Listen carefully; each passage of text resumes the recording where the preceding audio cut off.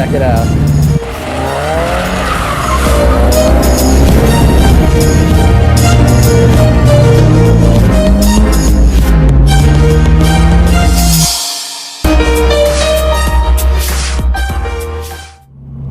What's up everybody, Subaru WRX fan here for weekly update number 51 on this Friday. So, what's new with the BRZ? Well, I actually finally fixed the condensation, I think. So, on the forums there was a little thing saying how you can use this like sticky tack kind of stuff to seal where I think the condensation is getting in through, and it's just basically in between the trunk jam and the taillight, and it's finally a nice day. It's like almost 50 degrees here, which is crazy to finally have a warm day.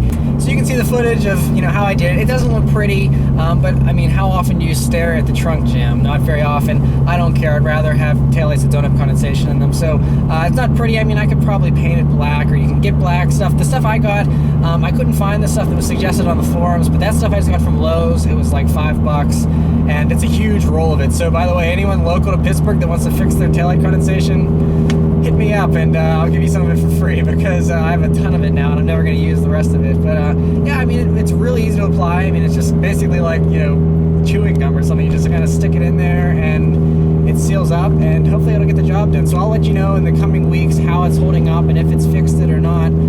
But I'm hoping it works, because I'm so sick of fighting this condensation issue. Another thing is next week will be the 1-year anniversary of the weekly updates. Obviously number 52, I'm going to be doing some stuff that you'll be excited to see, kind of making a few changes and things like that. It'll be exciting, so you definitely will want to tune in next week for the 52nd weekly update. It'll be a big one, and yeah, I think you're going to like some of the changes and some of the stuff that I'm planning on doing. So yeah, you should definitely stay tuned for that one for sure. So yeah, that's basically it for all of the updates this week, guys. So I'll send it back to me at the news desk for this week's news. Right, so for this week's news, first thing is there's a report here that Subaru is rating a special edition of the BRZ for America, and that this special edition is going to probably have most of the cosmetic upgrades that you see on the BRZ TS in Japan, but this, unfortunately, we're not going to get all the performance upgrades. It's kind of basically like STI wants to show off all their parts bin, and so it's going to have the big spoiler and the nice wheels and the front lip and all that kind of stuff. It'll probably carry a pretty nice price premium as well, unfortunately, but they're saying it won't have any of the suspension upgrades or any of that kind of stuff. There is reports that an STI version of the BRZ, that Subaru is actually really pursuing it, and STI is kind of leading the project on their own and kind of working completely independent of Toyota and doing their own STI version and doing it the way they want to do it. And that could be out around 2016 for the 2016 model year, so we wouldn't have too much longer to wait before we see that. And that actually makes sense considering the next report here, that the Toyota GT86, which is the European version, in Europe the GT86 is not selling very well apparently. Despite all the huge buzz and everything around this car, the sales aren't what Toyota wants. And I think a lot of people are still hung up on the lack of power. I still argue that people that need more power in this car, you don't really get the idea of what the car is about. But I mean, it could use 20 or 30 more horsepower. And as I reported previously, Toyota is definitely looking into upping the power through either a turbocharger, a larger engine, or a hybrid system with an electric battery to kind of give it a little bit of a performance boost. But this will definitely motivate them for sure. I mean, I think they're kind of seeing that sales are starting to drop off now. The BRZ and FRS have been out for almost 2 years now, and so they need to kind of refresh it a little bit. So I think Subaru's going to try and do that with this new performance version that isn't going to have any performance stuff, but it's going to look like an STI but not actually perform like one. But they'll bring the STI hopefully in 2016. Hopefully Toyota has something up their sleeves for the GT86 as well to kind of inject some new life into these cars. And while we're also talking about Subaru, Subaru offered a glimpse of their Viziv 2 concept that they're bringing to Geneva. There's this teaser image that you can't really make out a whole lot. It's kind of confusing looking because it's like the front end of the car, but it looks like it has exhaust tips and really kind of strange. And also, it's a Subaru concept, so like they always do, they look amazing and then they never actually make them. So not getting too excited about that, but it's a nice picture, and will be nice to see the actual car in Geneva here, which will be in the next month. Next, while we're talking about Subaru yet again, there was the official pricing of the new 2015 WRX and STI were officially released. And if you follow me on the Facebook page, you'll see that I talked about this, and we've been talking about this stuff for almost a week, but I didn't officially mention it on here. But the new WRX is going to be priced from $26,295, and the STI is going to be starting at $34,495, which are very good starting prices. The problem is the way Subaru's packaging the options and things like that. If you want, like for example, those cool BRZ style LED headlights that you see on the WRXs, that is only on the limited version. So that's, you know, almost a $30,000 car. And then if you want the navigation, all that kind of stuff, like a fully loaded WRX will now get up to $35,000, close to that, right out the door. You know, so it's they're getting a little bit more expensive if you get options on them. If you want a base one, then you're still, you know, getting a really good value, and it's a good bargain. And so it's nice that they're keeping the bottom line there. But yeah, I'm really excited to drive a new WRX here in the spring. They're definitely tempting. Next is McLaren has announced the price for the new 650S, which was teased last week, and then they officially just, a few pictures leaked out, so they let all their pictures go and just have them all out there now. It looks a lot like the P1 in the front, and it looks spectacular, I think. Some people are still complaining it doesn't look aggressive enough. I feel like McLaren can't win, it seems like, with people just don't seem to like the design, but I love this design. I love the 12C. I think it looked really nice, and this looks spectacular. I love the way that looks. And so $318,000 is going to be the starting price in Europe, they're saying here, which really, when you think about how much performance you're getting as a bargain, it's going to be mind-blowing with how fast this thing's going to be. And so yeah, it's very cool to see them announce the prices on that. Next is that Cadillac has been out testing the new CTS-V, which is a car I'm quite excited about, considering the new CTS looks gorgeous, and a V version is going to be even more amazing with its performance. I mean, they always blow our minds with what Cadillac does with the V. And so this one is spotted out testing in the snow, and it has a really different grille. I'm pretty sure that's not production ready, but it has a different grille on it, and it has huge exhausts, and it's going to be an insane performer, I'm sure. I mean, you look at what they just did with the new Z06 with Chevrolet. I mean, I'm kind of thinking they'll do something similar to that power plant in this car, but you know, with just how impressive the V Sport version of the CTS is, an actual full-on V, it's going to be crazy. So really excited to see the production version of that. Next is that Audi has posted up some sketches of what the new Audi TT is going to look like. They don't actually want to release real pictures, but these sketches are obviously a little bit more dramatic than the production car is going to be, but it looks really nice. Very cool take on the headlights. You know, Audi's always really cool with the way they design their headlights and the LED treatments and things like that.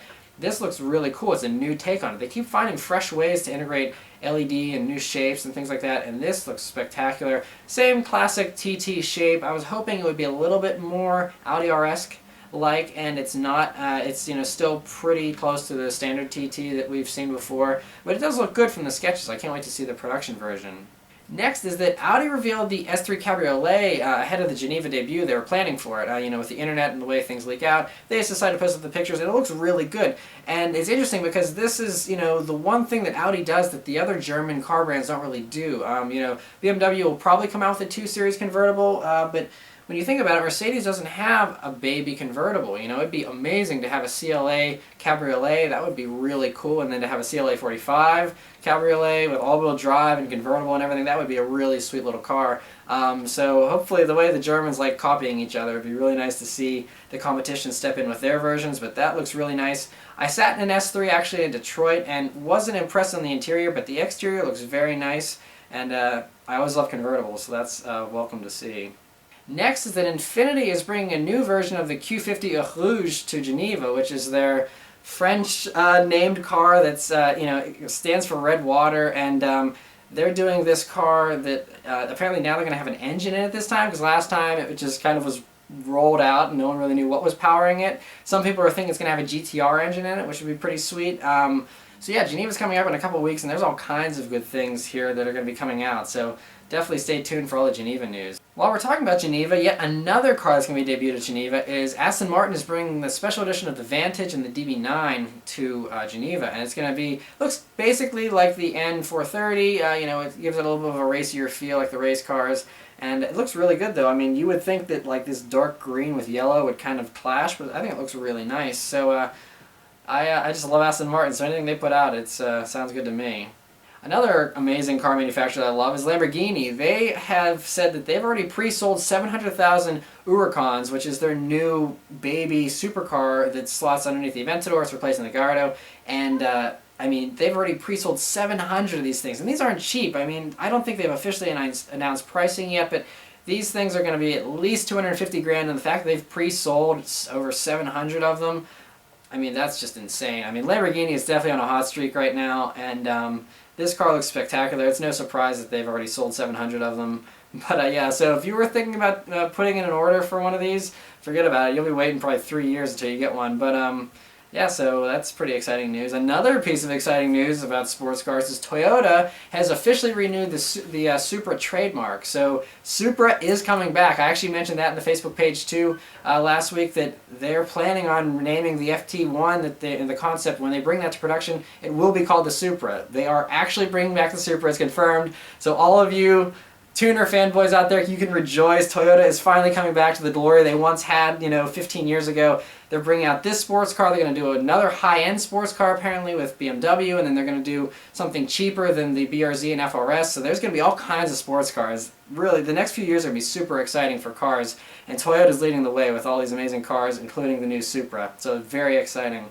Another exciting sports car. I'm telling you, I love the days we live in. Jaguar has said that they're thinking about doing a Targa version of the F-Type. As you all know, I love the Jaguar F-Type, and Targas are amazing as well. Porsche just debuted the Targa version of the 911, and Jaguar has their sights on the 911 as the prime competition for the F-Type, and so they want to do it too, I think. And with how amazing the coupe looks and the convertible, adding a Targa I think would be really cool. Next is that Mini is actually doing a 5-door version of the Cooper S, which normally that's always just been a 2-door hatchback. Now it's going to be a 4-door hatchback. I think people might not be taking the Countryman very well. That's a little bit larger, and people still want something small, so a 4-door version of the Mini is definitely a switch, but that'll be interesting to see the production version of that. And next, this is something that I had discounted, and I've heard reports about this, but I didn't really want to talk about it because it was just rumors.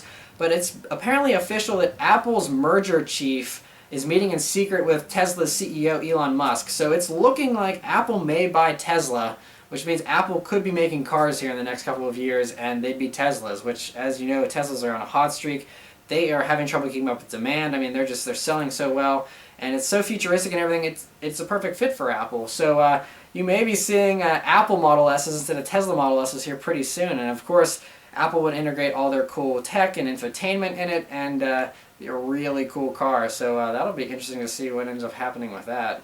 And the last bit of news is 2 BMW stories. The first is the BMW films are coming back. If you remember, back in 2001 and 2002, for those of you that are a little bit older, BMW had these amazing promotional films that were like top quality, like cinema quality stuff. One of them had Madonna in it. I mean, they were like really high-end like commercials, and they had really sweet driving and stuff. They were kind of like somewhat famous because of how cool they were. And apparently BMW is planning to bring them back, which I think is an amazing idea. I mean, because that's how you sell cars, is just show them sliding around and driving really fast. And so I think they're going to bring it back. That's very exciting news. And if you haven't checked them out, I think they're on YouTube. You can go back and watch all those from 2001, which is a while ago, but they're very cool videos. Last thing, as you know, I'm not a huge fan of the millions of BMW variants that are out there, and there was another one that was spied this week, and that was the BMW X4, which is a slant back. I don't know why they're even bothering to make this, considering that the X6 doesn't really sell very well, and this X4 is going to be a tough sell as well, and they even have trouble selling their other 3 Series GTs that are kind of this slant back style. So I don't even know why they're bothering with this car, but they're going forward with it apparently. It's pretty close to production spec, and we'll probably be seeing it maybe in Geneva. So yeah, that's it for all the news this week, guys. I'll send it back to me in the car. Alright, so I'll leave you guys with a nice little acceleration here, like I always do.